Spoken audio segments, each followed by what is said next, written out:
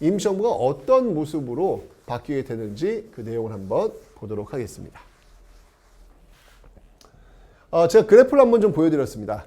대한민국 임시정부가 이렇게 바뀌게 되는 흔적을 좀 보기 위해서 그래프를 좀 한번 설명을 좀 보여드리고 있는데요. 자, 보시죠, 여러분들. 자, 이런 흐름입니다. 일단 기본적으로 여러분들 대한민국 임시정부는요,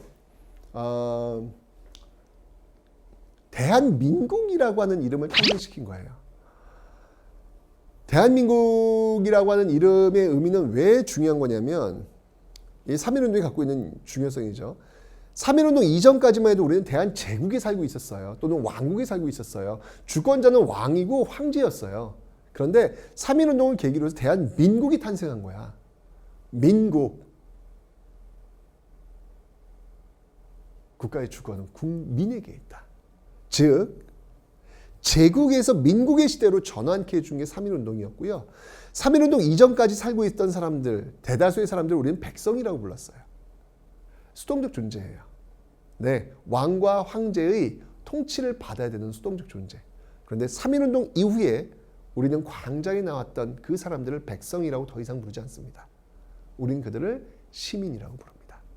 즉, 3.1운동은 제국에서 민국으로 그리고 백성에서 시민으로의 탄생을 알렸던 정말 역사의 이 반만년 역사의 그 시기를 두 시기로 나눠보라고 한다면 3.1운동이라고 할 정도로 어마어마한 역사적 의미를 가지고 있다라는 것이죠. 그 대한민국이라는 이름이 탄생한 날이 4월 11일입니다. 생일이에요. 여러분이 살고 있는 나라, 그 나라 이름의 생일이 4월 11일입니다. 적어도 내가 살고 있는 나라 생일 정도는 알고 있어야 될 것 같죠? 네. 자, 이 대한민국 임시정부가 이렇게 출범을 했는데 어떤 흐름을 가지면서 변하는지 한번 보도록 하겠습니다. 이 그래프를 한번 보니까 맨 처음엔 잘 만들어졌는데 이거 왜 이러지? 계속 떨어지네. 뭐가 굉장히 위기가 있나 보다. 그러다가 다시 올라가는데 이런 모습들을 지금 여러분들이 지금 보고 계시네요. 대충 한번 사실은 이게 교과서에 보시면 여러분들 대한민국 임시정부가 이렇게 막 쪼개서 막 나와요. 근데 그러면 너무 어려워.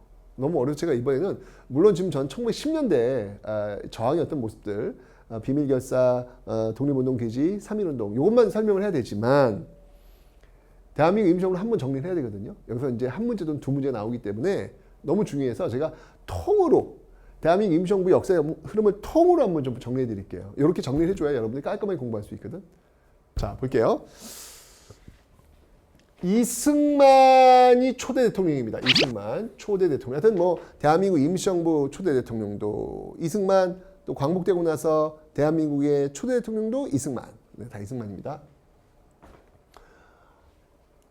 임시정부가 출범하는데요. 이 대한민국 임시정부는 최초의 삼권 분립에 입각한 그런 정부입니다. 삼권 분립, 뭐예요? 입법, 사법, 행정이라는 얘기죠. 그 입법부는 지금 국회입니다. 국회. 국회를 그 당시에 뭐라고 불렀냐면 임시의정원이라고 불렀습니다. 임시의정원이라고 불렀습니다. 사법부는 법원이라고 불렀고요. 행정은 국무원이라고 불렀습니다. 그래서 이게 키워드예요, 여러분들. 키워드. 이거 기억해 주세요. 키워드예요. 이 임시의정원이라는 키워드가 나오면 이거는 대한민국 임시정부구나. 이렇게 딱 아셔야 되는 거예요. 오케이. 지금 상하이에서 지금 만들어졌기 때문에 상하이가 이제 외교 활동에 좀 유리했고 거기가 이제 그 치해법권 지역이라서 일본이 함부로 들어와가지고 잡아갈 수가 없는 상황이었죠. 그래서 그런 어떤 이유 때문에 상하이에 뒀는데 일단 상하이는 국내가 아니잖아요. 국내를 연결을 해야 될 거 아니야. 그래서 연결할 수 있는 행정 조직을 만드는데요. 그게 바로 연통제예요. 연통제. 그 다음에 정보. 이런 것들 있죠. 비밀리에 나눠야 되는 정보. 이런 것들을 하기 위한 교통국. 연통제와 교통국. 자, 이것도 키워드입니다. 잘 기억해 주세요. 예, 대한민국 임시정부 하면 연통제와 교통국이라고 하는 이 키워드 꼭 기억해 주세요. 시험에 진짜 잘 나옵니다. 연통제와 교통국만 나오면 대한민국 임시정부. 그리고 이제 자금이 필요할 거 아니에요. 아무래도 정부가 움직이려면 돈이 필요하잖아요. 그래서 독립공채를 발행하기도 합니다. 그러니까 독립공채는 뭐냐면 나중에 우리가 광복되면 이자 쳐서 주겠다라는 것을 정부가 보증해 주는 것이죠. 근데 여러분들 이 상황 속에서 여러분들 독립공채를 사라고 하면 살 거야? 나중에 독립하면 주겠대. 아직 나라의 실체는 없어. 식민지야. 될지 안 될지 모르겠어. 이 사람이 누군지도 모르겠어. 혹시 내 돈 갖고 띄어먹는 사기꾼일 수도 있잖아. 그거 누가 알겠어? 뜬구름 잡는 건데 나중에 독립되면 주겠다는 건데, 그죠? 이때 독립공채를 발행했는데 특히 그 미주 지역, 미주 지역에서 그렇게 이 독립공채를 많이 샀대요. 아, 너무 감동이더라고요. 그 미주 지역으로 갔던 뭐 하와이 사탕수수 노동자들, 멕시코의 에네켄 노동자들, 심지어 쿠바까지. 참 그 먼 곳에서 이국 만리에서 차별받으면서 살았을 거 아닙니까? 그런데도 조국의 독립을 위해서 한 푼 두 푼 모아가지고 실체도 없는 독립공채를 사들이는 이 모습들이야말로 감동이 아닐까 하는 생각이 들어요. 근데 너무 아쉬운 게 올해 광복됐잖아요. 그럼 바로 이 독립공채에 대해서 이자 쳐가지고 원금까지 드려야 되는데 그걸 못했어요. 너무 창피해. 너무 창피해. 나중에 5공화국 와서야 비로소 80년대 와서야 비로소 여기 대해서 지불이 이루어졌습니다. 어쨌건 독립공채도 있었고요. 그 다음에 여러분들 독립신문이라는 게 있어요. 이게 독립협회의 독립신문만 기억하시면 안 되고요. 대한민국 임시정부에서도 독립신문이 있다. 요거 기억해 두세요. 그리고 뭐 이제 우리 역사를 좀 계속 유지해야 되니까 임시사를 편찬위원회 이런 것들도 만들고 있습니다. 최초 삼권 분립에 입각한 공화정 정부였다라고 하는 거. 공화정 어떻습니까, 여러분들? 사실은 신민회 공화정 주장했잖아요. 신민회 공화정 주장, 그러니까 애국개몽운동에서 신민회 공화정 주장했고, 그 다음에 1910년대 비밀결사 조직에서 대한광복회도 공화정 주장했잖아요, 그죠? 그 당시 시대 정신이 공화정이에요. 이제 뭐 왕들도 뭐 항복하고 그냥 스스로 그냥 백기 들고 들어왔는데 그들이 뭐 우리의 왕이야, 우리의 황제, 무슨 웃긴 소리 있어. 역사의 패배자들. 우리가 대통령을 뽑아가지고 우리가 나라를 다스리는 공화국을 만들겠다는 것이죠. 그 결과에 의해서 만든 게 바로 대한민국 임시정부다라는 겁니다. 자, 근데 이렇게 만들어져서 출발을 잘 했는데 일제가 가만두질 않아요. 특히 국내와 연결되는 이 연통제 교통국은요, 거의 1919년에 만들어졌음에도 불구하고 1920년 1년도 안 돼가지고 다 깨져요. 일제가 그냥 샅샅이 조사를 해가지고 다 깨버립니다. 굉장히 위기가 오는 그런 상황이었죠. 게다가 초대 대통령 때 이승만이 이 국제연맹에 청원을 넣었는데 어떤 청원? 통치청원을 넣어요. 그러니까 독립운동에 열받은 거야. 아니, 지금 일제 식민지, 일제 지배를 받고 있는데 이제 대통령이라는 사람이 그 다음 지배를 또 국제연맹이 받게 해달라고? 미친 거 아니야? 라고 하면 독립운동을 다 들고 일어나는 거예요. 결국 나중에 이 건으로 인해 가지고 이승만은 탄핵됩니다. 쫓겨나게 됩니다. 뭐 어쨌거나 이제 이런 이슈가 있다 보니까 이게 지금 게다가 이게 외교 활동도 잘 안 돼요, 지금요. 그러니까 이제 이 대한민국 임시정부 요원들이 다 모여가지고 회의를 해요. 그게 바로 1923년도에 국민대표 회의라는 겁니다. 이게 23년도죠. 근데 여기서 이 개조파와 창조파로 이게 나뉘게 돼요. 개조파는 이제 안창호 대표적인 인물이고 창조파는 신창호 대표적인 인물인데, 개조파는 뭐냐면 대한민국 임시정부 그 조직 내에서 우리가 좀 문제가 있으면 바꿔나가자. 창조파는 뭐냐면 더 이상 볼 게 없다. 이걸로는 희망 없다. 싹 바꾸자. 결국 합의를 못 보고 창조파 대부분의 사람들은 떨어져 나가게 되는 것이죠. 이러면서 쪼그라드는 거예요. 위기가 오는 거예요. 쪼그라드는 거예요. 쪼그라드는 거예요. 쭉 쪼그라들어가지고 거의 뭐 30년대까지 거의 그냥 뭐 몇 명밖에 안 존재하지 않을 정도로 굉장히 어려워지죠. 그러니까 이런 위기 상황 속에서도 이 대한민국 임시정부를 어떻게든 끝까지 지켰던 인물이 있는데 그 인물이 바로 백범 김구예요. 다 떠나는데도 불구하고 백범 김구만은 이 임시정부를 지키고 있었죠. 그러다가 32년이 되면요, 그러니까 그 직전에가 되면 대한민국 임시정부가 살아있음을 보여줄 필요가 있었던 거예요. 지금 뭐 활동 자체가 거의 뭐 미비하다 보니까 뭔가 좀 보여줄 필요가 있었던 거예요. 그래서 만든 조직이 있어요. 그게 바로 한인애국단이라는 겁니다. 바로 이봉창과 윤봉길이 대표적인 한인애국단원들이죠. 이들이 이봉창은 도쿄에서 일왕궁에다가 폭탄 투척, 윤봉길은 상하이 흥국원에 폭탄 투척.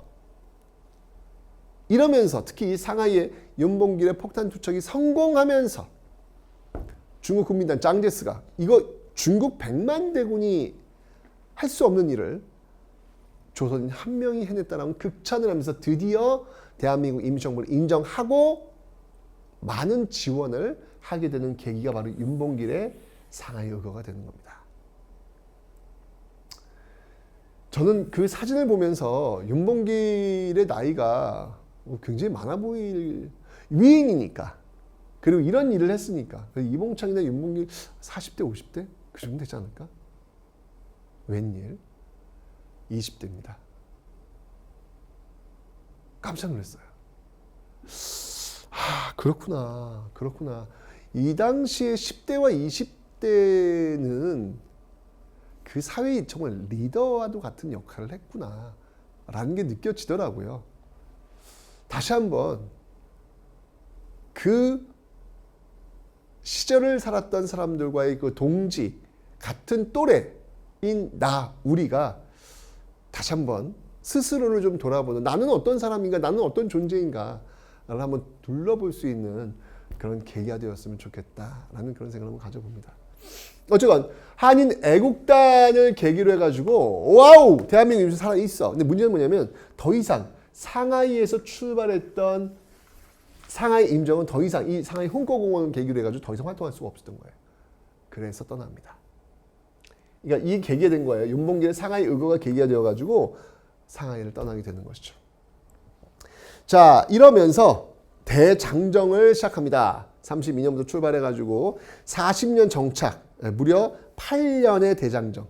중국 대륙을요, 거의 6,000km를 돌아요. 와, 중국 공산당의 대장정보다 더 길어요. 어마어마합니다. 근데 이거 이동하는데 여러분들, 일제가 가만히 있냐고요. 일제가 이 하늘 위에서 폭격기 뜨고요. 뒤에서는 총격이 날라오고요. 옆에서 밀정들이 들어오고요. 배를 타고 가다가 배를 끌고 가기도 하고요. 정말 어마어마한 고난. 마치 3.1운동을 통해서 만들어진 대한민국이라는 그 집을 지고 위태위태하게 가고 있는 달팽이의 모습, 그 모습을 보는 듯해요. 그러다가 드디어 충칭에 드디어 도착했습니다. 도착을 해가지고 여기서 이제 세계 정세를 보니까 일제가 정말 미쳤어. 이건 중국하고 전쟁 37년 중일 전쟁뿐만 아니라 41년 태평양 전쟁 미국하고도 일으키면서 미쳤다 얘는. 얘는 이제 끝나겠구나. 패망이 보이는 거예요. 이러면서 이제 40년도부터 이제 준비를 해나가는 그 과정들이 있었는데, 자, 한국 독립당 이제 대한민국 임시정부의 여당이 되겠죠. 그리고 한국 광복군을 만듭니다. 이게 너무 중요하죠. 시험에 진짜 잘 나옵니다, 여러분들. 한국 광복군. 네. 대한민국 임시정부의 산하부대입니다. 대한민국 임시정부의 산하부대. 만들고요. 자, 이제 건국 강령, 이제 일제 패망이 다가오니까 나라를 세울 수 있잖아요. 그죠? 그리고 대일 선전포고를 외칩니다. 이제 우리도 이제 연합군이 돼야 승전국으로서의 지위를 확보하니까 대일 선전포고를 하게 됩니다. 그리고 40년 영국의 도움 속에서 영국의 요청이 인도 미얀마 여기에 영국의 요청으로 여기 우리 한국 광복군이 투입이 됩니다. 활동하는 것이죠. 그리고 45년 된 미국 OSS 이 부대와 특수부대거든요. 국내 진공작전도 벌이게 됩니다. 좋다. 여러분 기억나요? 그 정미여병 같은 경우에는 서울 진공작전이었다고. 미국 OSS 한국광복군은 국내 진공작전입니다. 국내 진공작전. 그죠? 그래서 이런 어떤 노력들이 있었기 때문에 여러분들 비록 우리가 이 대한민국 임시정부의 어떤 그 한국 광복군이 일장기를 딱 내리고 우리 태극기에 꽂았어야 되는데 그게 정상인데 결국 성조기가 올라가죠. 그럼에도 불구하고 어쨌건 우리 독립을 카이로 회담에서 이야기를 해주는 건 뭐냐면 이렇게 싸웠기 때문에 그런 거예요. 만약에 우리가 이렇게 싸우지 않았더라면 우리가 과연 독립될 수 있었을까? 왜냐하면 당시 그 서구 열강들은요, 한국이라는 나라는 관심도 없어요. 이 당시에는요. 그냥 일제 패망? 그럼 일제 패망 속에 그냥 한반도가 그냥 일본의 패키지로 그냥 묶어 들어갈 수 있었어요. 근데 끊임없이 우리가 패키지가 아님을 우리 스스로 끊임없이 외쳤기 때문에 이게 세계적인 어떤 그 합의 속에서 우리 한국의 독립이 인정받을 수 있었던 것이다. 그래서 이 시기를 살아왔던 그 샛별처럼 빛나는 많은 분들을 우리가 좀 기억할 필요가 있다 라고 제가 다시 한번 강조를 하고 있는 겁니다. 네, 이렇게 해서 여러분들 대한민국 임시정부 그 내용들까지 한번 원래 10년대만 해야 되는데 한번 40년대까지 대한민국 임시정부 너무 복잡하고 힘들기 때문에 한번 여러분들이 알 필요가 있어요. 그래서 그렇게 한번 정리를 한번 해봤고요. 자, 다음 시간 다시 1920년대 소위 문화통치기에 우리는 어떤 활동을 했는지. 그러니까 소위 문화통치기가 살짝 열려 있어요. 열려 있으니까 그 열려 있는 틈을 통해서 어떻게든 다양한 민족 그 운동들이 많이 나오고 있거든요. 그 다양한 운동들을 한번 살펴보는 시간을 가져보도록 하겠습니다.